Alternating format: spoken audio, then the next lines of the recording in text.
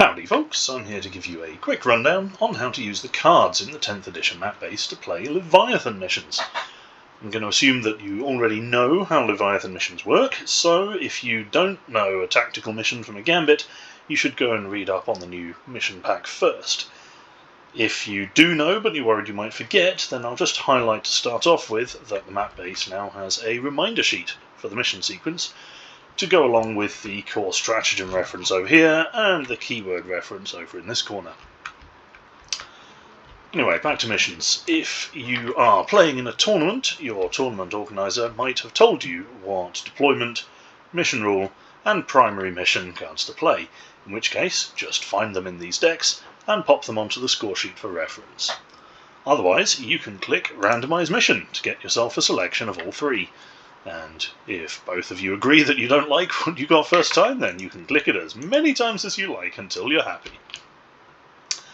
Then it's on to secondaries, and here you'll notice that as soon as you're in the game and have picked a colour, you have some cards in your hand.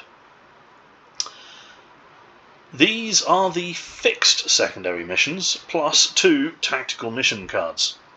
So in the select secondary mission step of the game sequence, you need to choose either to play tactical missions, aka random ones, or 2 specific fixed missions. What you need to do is to make your choice with the cards in your hand, and don't worry about trying to read them so zoomed out, they do all have tooltips with the full wording on them. So make your choice of 2 and flip them face down with the F key. So let's say I want to deploy Teleport Homer and do Assassination, then I'll flip the Teleport Homer card, and I'll flip the Assassination card.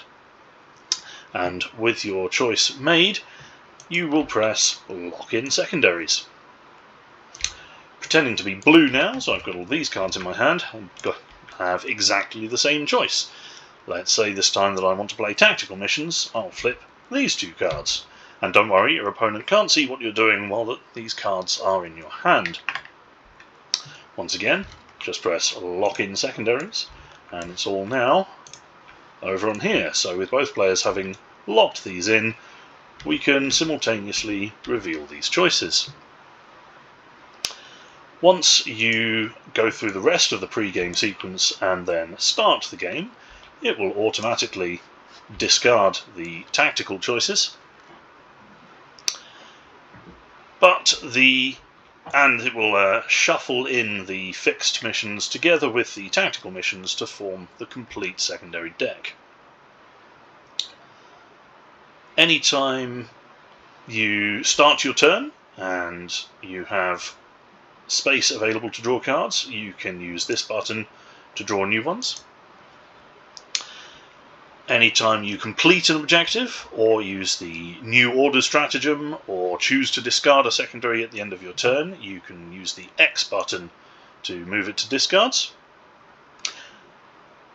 And if you draw a card that tells you to redraw it under certain conditions, and you meet those conditions, you can press the arrow next to the card to put it back in the deck and get yourself a new one.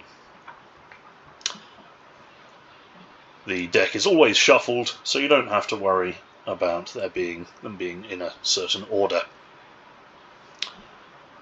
For the red player, note that these options don't exist because they chose fixed objectives, so these 2 are locked in all game.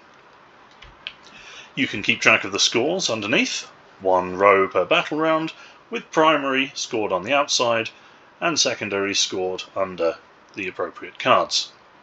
Just like 9th edition, you can left click to go up by 1 or down by 1, and you can right click to go up or down by 5. The scorecard will cap primary at 50 and secondaries at 40 as per the Leviathan rules, and of course give you your 10 painted. At the end of battle round 3, it's time to choose a gambit. Press the Prepare Gambits button now, and the game will automatically give you a random 2 of the 3 available gambits, plus the Proceed as Planned card. So just like you did earlier, press F over your chosen card to select it, and press Lock in Gambit.